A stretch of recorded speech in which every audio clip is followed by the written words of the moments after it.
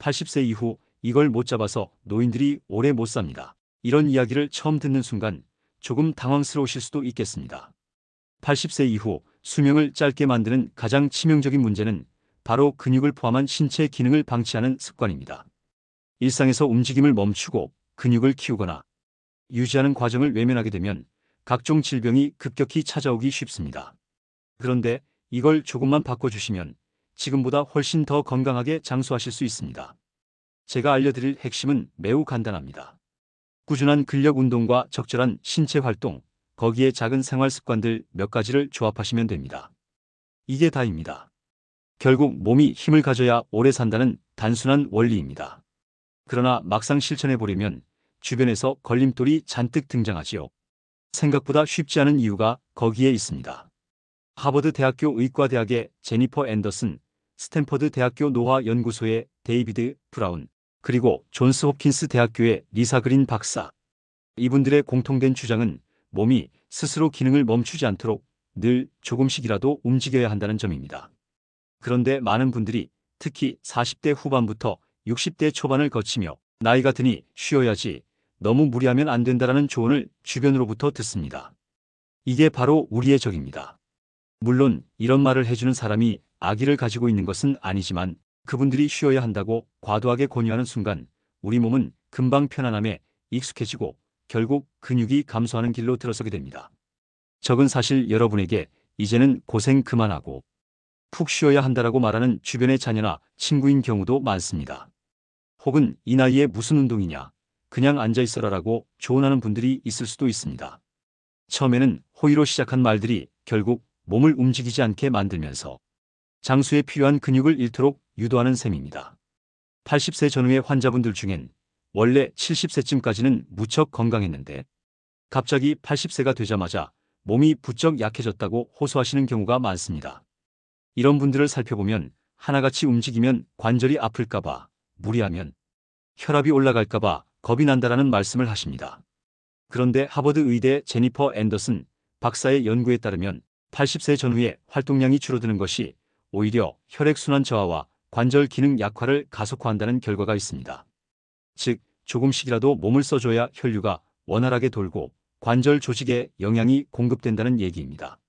잘못된 조언에 이끌려 운동을 안 하게 되면 무릎 통증이 오히려 더 심해질 수 있고 엉덩이 근육이 약해져 낙상 위험이 높아집니다. 그런 낙상 사고가 생기면 골절로 이어지기 쉬운데 노년층에겐 치명적입니다. 일본의 노화 전문가인 다케오 히라카와 박사는 나이가 들수록 생활 속에서 자잘한 움직임을 최대한 다양하게 유지해야 한다고 강조합니다. 예를 들면 서 있을 때 발 뒤꿈치를 들어 올리는 동작, 가벼운 마당 청소나 설거지를 할 때 허리 각도를 조금씩 다르게 조절하는 방식 등이 큰 도움이 된다는 것입니다. 이러한 일상적 습관 하나하나가 모두 근육을 깨어있게 해주기 때문입니다. 그래서 장수한 분들을 살펴보면 생활 속에서 움직임을 즐기고 굳이 웨이트 트레이닝처럼 거창한 운동이 아니어도 조금씩 몸에 부담을 주는 동작을 하며 근육을 유지합니다. 실제로 스탠퍼드 대학교 노화연구소의 데이비드 브라운 박사는 가벼운 청소나 텃밭 가꾸기 같은 활동도 운동 효과가 있다라고 말합니다. 중요한 것은 꾸준히 하느냐의 문제입니다. 또 다른 방해꾼, 즉 또 다른 적은 고정관념입니다. 나이가 50만 넘어도 근육은 이미 충분히 쓸 만큼 썼고 이제는 젊은 시절만큼 만들 수도 없다라는 생각을 갖기 쉽습니다. 그러나 이 고정관념에 스스로 갇히면 무기력해지기 마련입니다. 사실 90세가 넘어도 근육 운동을 통해 근력이 향상된 사례가 많습니다.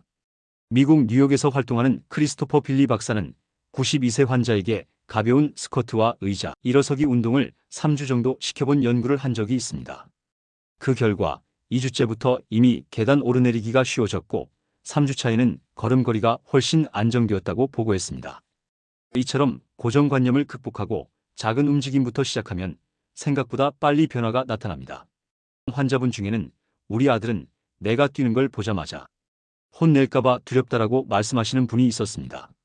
그 아드님은 어머니 그러다 넘어지면 큰일 난다며 늘 제지하곤 했다고 합니다. 그런데 의사 입장에서 보면 적절히 몸을 쓰는 것이 훨씬 안전합니다. 신체가 기능을 유지해야 넘어지지 않습니다. 어머님에게는 가벼운 의자 스쿼트부터 시작하도록 권했는데 아드님이 처음에는 반대했습니다. 그래서 제가 아드님께 운동을 하셔야 오히려 낙상을 예방할 수 있다라고 해외 연구 결과를 보여주며 설득했습니다. 그 뒤로 어머님은 기쁜 마음으로 하루 10회씩 의자에 앉았다 일어나는 동작을 하셨습니다. 처음엔 조금 힘들어 보이셨지만 2주쯤 지나자 일어날 때 무릎이나 엉덩이 통증이 확연히 줄었다며 놀라워하셨습니다.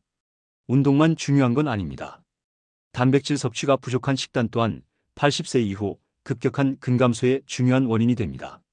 존스 홉킨스 대학교의 리사 그린 박사는 노인 환자들이 식사량은 적지 않은데도 단백질이 부족한 식단을 유지해 근손실이 온다고 지적합니다. 흰밥에 국, 김치만 드시고 다른 건 거의 드시지 않는 분들이 생각보다 많습니다. 아무리 운동해도 단백질이 모자라면 근육은 잘 만들어지지 않습니다. 조금 번거롭더라도 맵기 달걀, 생선, 두부, 콩 이런 식으로 단백질을 포함한 음식을 섭취하시면 큰 도움이 됩니다. 특히 40대 이상 여성분들은 갱년기 이후 급격히 근육이 줄기도 하니 미리미리 대비하시면 좋습니다. 주변에서는 나이 들어 많이 먹으면 탈난다고 말릴 수 있습니다만 여기서도 우리를 가로막는 적이 등장합니다. 노인이 많이 먹으면 속이 부담되지 않겠냐는 이야기로 겁을 주는 것이지요.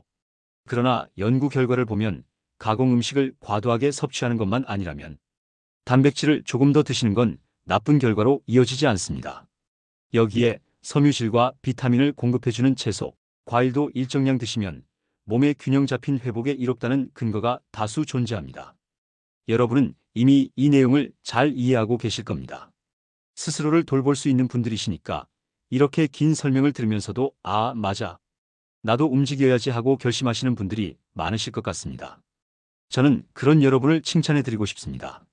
지금 듣고 계신 시청자분들은 자신이 바꿔야 한다는 사실을 알고 적극적으로 실천할 준비가 되어 있다는 점에서 이미 절반은 성공한 셈입니다.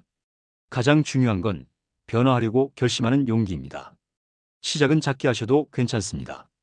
계단을 한 칸만 더 올라가 본다든지 거실에서 창문까지 조금 더 자주 걸어본다든지 손자나 손녀와 함께 가벼운 산책을 한다든지 이런 부분이 근육과 관절에는 커다란 변화를 일으킬 수 있습니다. 근육 운동과 함께 아주 기초적인 균형 운동도 추천드립니다. 한 발로 잠깐 서 있는 연습도 괜찮습니다. 손잡이를 꼭 잡고 안전하게 시도하시면 충분합니다. 매일 1분씩만 연습해도 점차 시간을 늘릴 수 있습니다. 이 행동이 낙상 위험을 크게 줄여준다는 게 스탠퍼드 의대 연구팀의 발표입니다. 이렇게 한 가지씩 해결해 나가다 보면 80세를 지나도 좀 더 힘있는 삶을 사시게 됩니다. 목욕탕에 가실 때도 걸음걸이에 자신감이 붙고 작은 산책 모임에도 즐겁게 나가실 수 있습니다. 그러면 정신 건강까지 좋아져서 우울감을 덜 느끼게 되고 결국 수명을 단축시키는 여러 문제들도 함께 해결되는 모습이 나타납니다. 여기서 또 하나의 관건이 정신적 지지입니다. 가족이든 친구든 혹은 이웃이든 같이 걷고 운동해주는 사람이 있으면 좋습니다. 혼자 살면서 억지로 운동하려고 해도 주변에서 아무도 응원해주지 않으면 동기가 쉽게 떨어집니다. 또한 당신 나이에 그렇게까지 운동해서 뭐 하려고라고 부정적인 말을 하는 사람들도 여전히 있습니다. 이 역시 적으로 볼 수 있습니다. 이런 분들과 대화할 때는 운동하면 기분이 좋아진다. 그리고 움직여야 조금 더 건강을 유지할 수 있다라고 살짝 미소 지으며 설명해 주시면 좋습니다. 혹은 병원에서 받은 자료나 해외 연구 결과를 간단히 전해 주시는 것도 설득에 효과적입니다. 제가 만나본 분 중에는 친구들의 반대를 이겨내고 열심히 체조를 한 덕분에 피곤함이 줄어들고 혈압 수치도 안정됐다는 멋진 사례가 있었습니다. 이렇듯 80세 이후에도 근육과 몸의 기능을 유지하는 것은 충분히 가능합니다. 어렵게 느껴지는 부분은 사실 이런 적들과의 싸움에서 지치기 때문입니다. 이제 해결책을 아셨다면 주변에서 괜찮다, 그냥 편히 쉬어라라고 말해도 계속 움직이시기 바랍니다.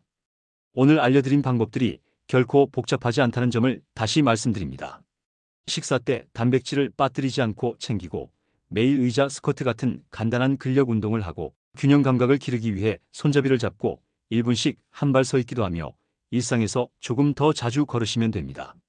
거창한 기구 없이도 헬스장에 가지 않고도 이렇게 실행 가능한 것이 특징입니다. 이 방법들을 따르면 80세 이후에도 관절 통증이나 낙상 위험이 줄어들고 혈압과 혈당 조절이 좀 더 수월해지며 우울감까지도 크게 개선될 수 있습니다. 이렇게 얻을 수 있는 혜택이 있으니 도전해 볼 만하다고 생각하지 않으십니까? 오늘 강의를 들으시는 분들께 특별히 말씀드리겠습니다.